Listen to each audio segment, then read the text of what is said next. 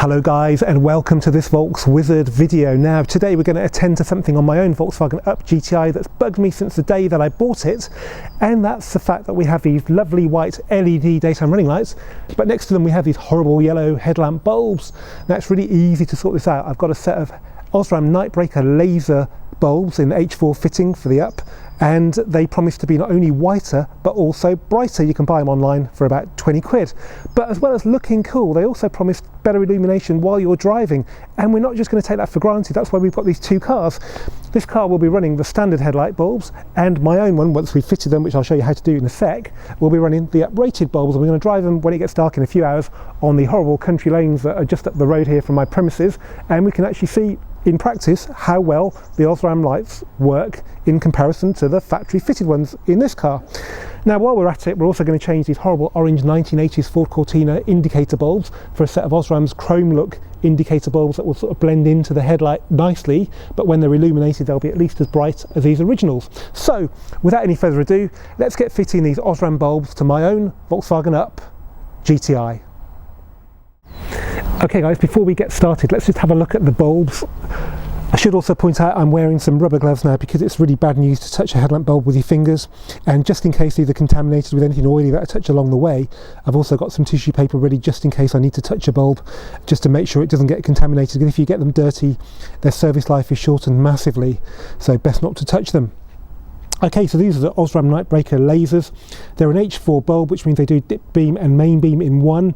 On some cars like Mark V Golf, the main beam's a separate bulb, and therefore you need two packs of these, but on the Up, you just need this one pack. These are the chrome bulbs for the indicators, Osram Diadem Chrome, and that's it. So, don't need any tools, just need to have nimble fingers, as we'll find out. Now I'm recording on this GoPro here, so I'm going to switch from this camera to that camera as we go along, because it's going to be tricky to do this and hold this camera. So I'll try and put it down on the engine.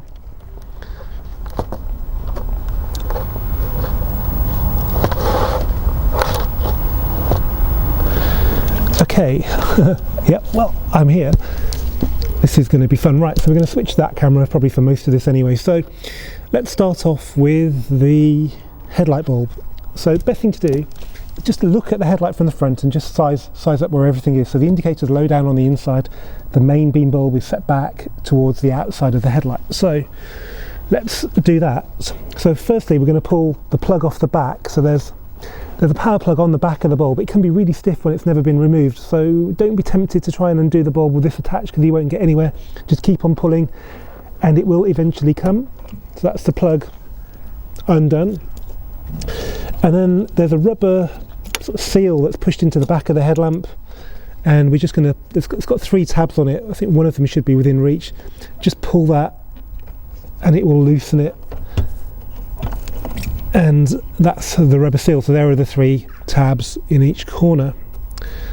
Okay, now the bulb is held into place with the usual sort of spring clip, which you have to sort of compress it and pull it out. On these ones they push it downwards, and then it comes, the prongs come out, and that releases the bulb.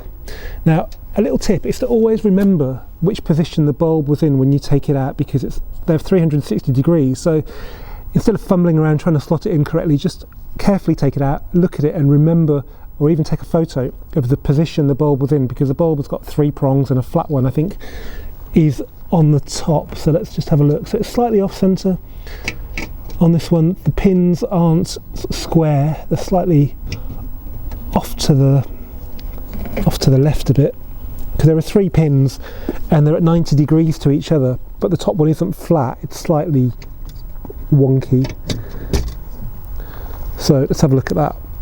So there we are, that's the bulb, and the tab on the top of it here is slightly different to the ones underneath it, so that needs to be on the top but not dead square, slightly off. So it's going to be slightly off to the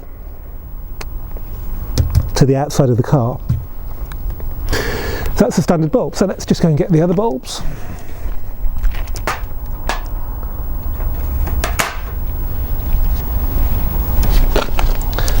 Okay, that's your Osram Nightbreaker Laser. So same basic bulb, but with a lot more going on inside it.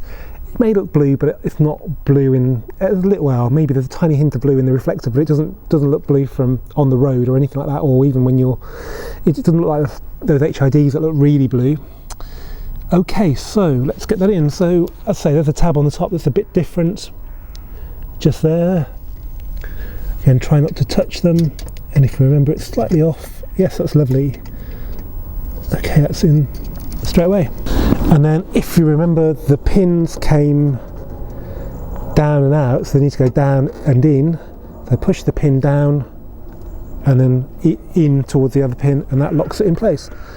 That's pretty easy. And then we just need to put this rubber boot back on. So the pins for the bulb go through the middle of it, so just make sure they're clear, and then the rest of it slots in. Oddly, it only slots in. It only seems to slot in at the top of the head of the headlamp, but the bottom bit hasn't got a slot. So the top bit really is what secures it in place. That's it. Make sure that's secure, otherwise you'll get water in your headlight or condensation. And then put the plug back on. So it's got 3 pins. The bottom of the plug doesn't have a pin, so you can't get it wrong.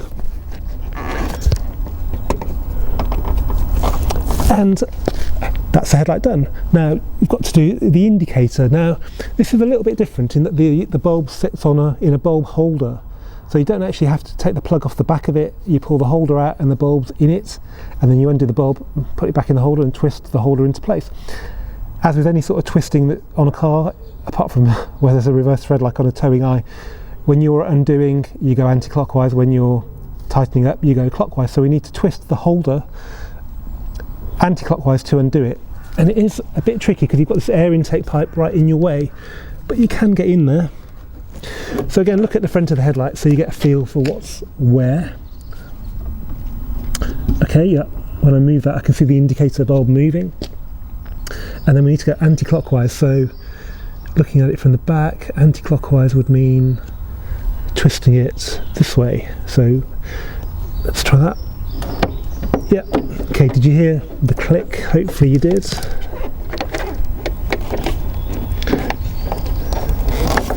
Okay, hopefully you can see that. Alright, so there's the bulb, there's the holder. It's still plugged in, so there's enough room to work on it with it still connected. Let's just push the bulb down and again twist it anti-clockwise to release it, and let's go and grab the diadem chrome bulbs.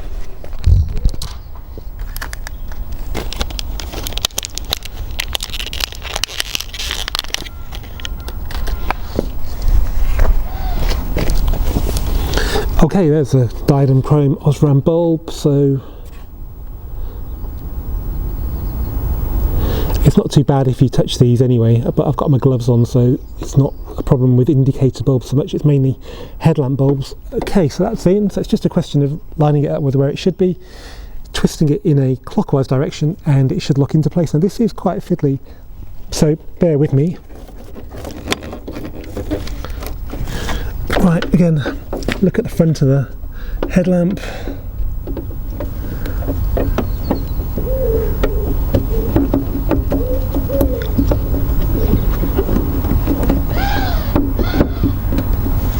I think that's it. Now it's just a question of locking it into place, which is really tricky with that pipe in the way.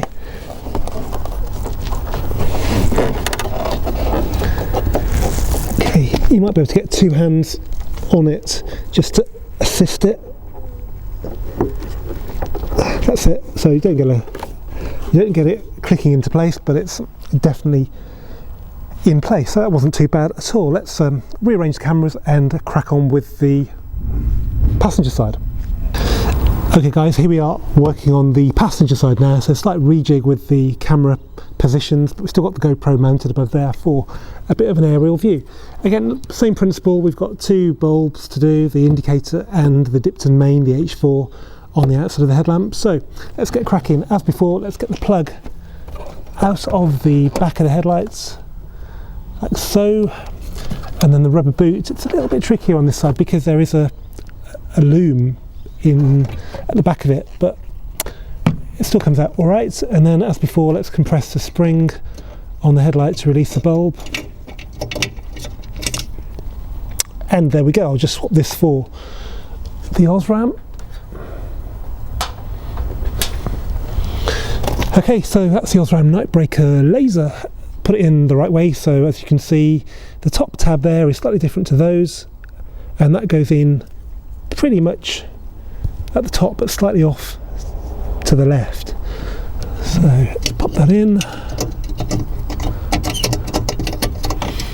Okay, I'm happy with that. Again, you should always have a look at them through the front of the headlight, just make sure it looks correct. Sometimes you can get a bulb that goes in, but isn't in the right position, so it will fail an MOT. So let's just clip that in place. Bingo, now we just need to put the rubber boots on the back.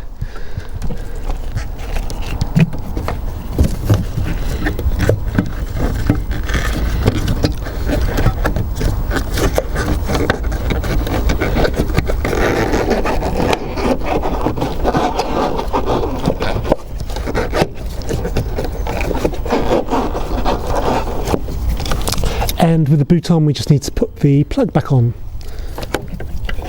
Make sure that's nice and secure for obvious reasons.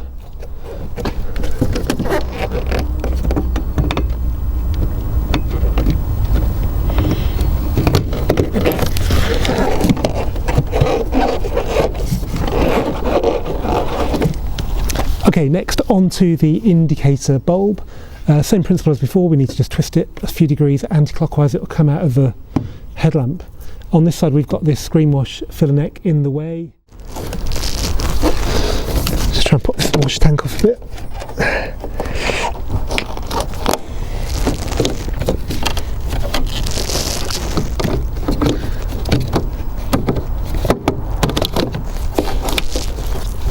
Okay, so you can detach the screen wash neck from the coolant expansion tag. It should just push to the side of the battery, which gives you a lot more room.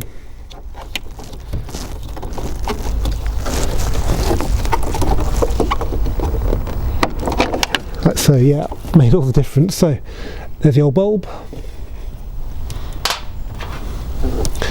and there is the new bulb. So pop that into the holder. I can't show you because it's not long enough. But again, it goes in clockwise, and then just have a look around the front, make sure it's lined up. Yeah, that's good. And then back to the back.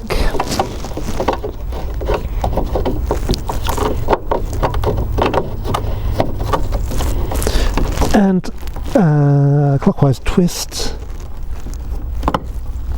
There we go, lovely. Put the screen wash filler neck back on. Bingo.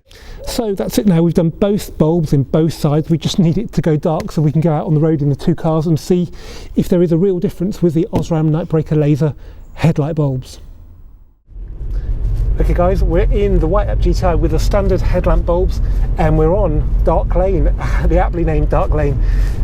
And it is dark tonight as well. So we're driving on dip beam now, got a GoPro on the bonnet looking forwards, and we can then compare what that looks like with the Osram Nightbreaker lasers we're going to try in a bit.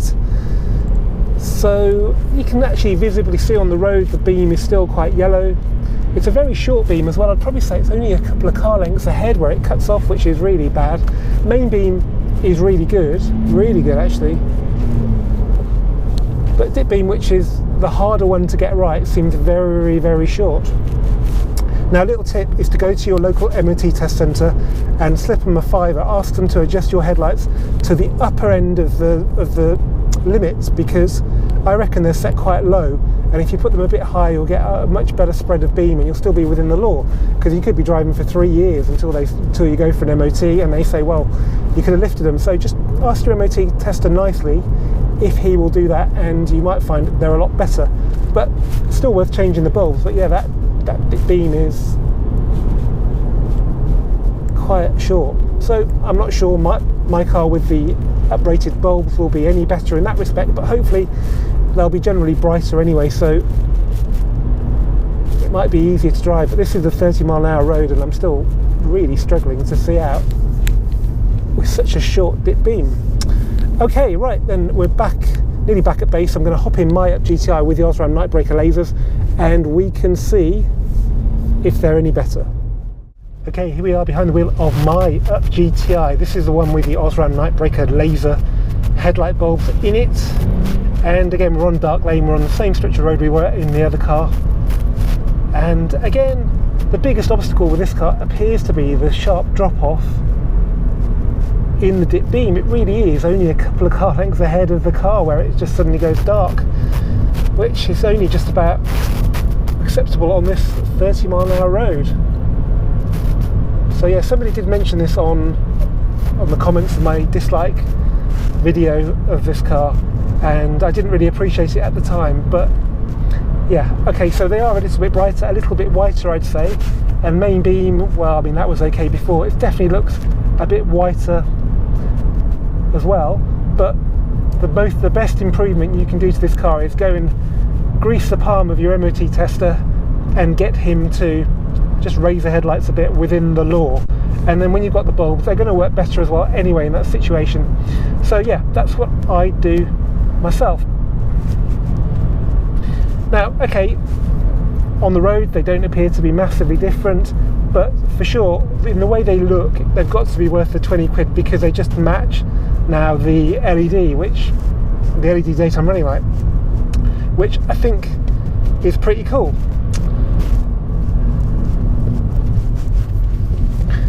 So before I sign off this video, I'm going to just do some filming with the car from the outside so you can see what the headlights look like to other drivers.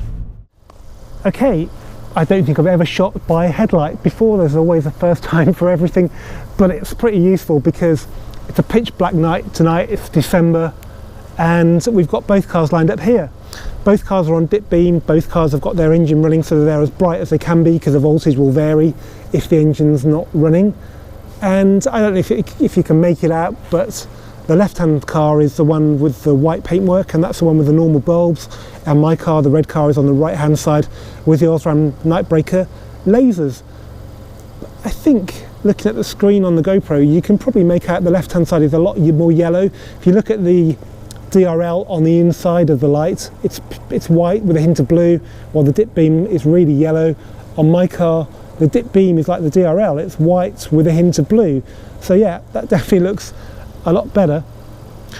But I can't promise there's any dynamic benefit when you're driving on the road. I think that will mostly come from just getting the MOT people to lift your lights up a bit. But for 20 quid, I think it's worth it just so they look like a modern car and not like something from the 1970s. Anyway, I hope you've enjoyed this Volks Wizard video. If you have, please give it a thumbs up, please comment, please share, please subscribe as well, and there'll be loads more Up GTI content coming soon.